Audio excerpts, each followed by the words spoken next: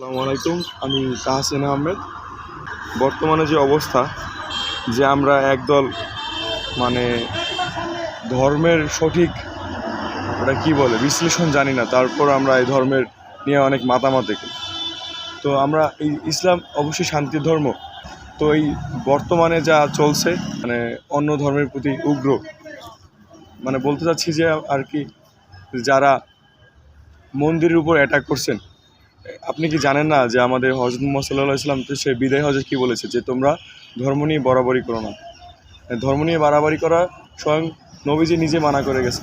তো সেখানে আমরা কিছু সাধারণ পাবলিক কীভাবে ধর্ম নিয়ে অন্য মানুষের মন্দিরের উপরে আমরা কীভাবে হানা দিই? যদি আমাদের মসজিদের উপর কেউ হানা দেয় তাহলে তো আমাদের খারাপ লাগবে।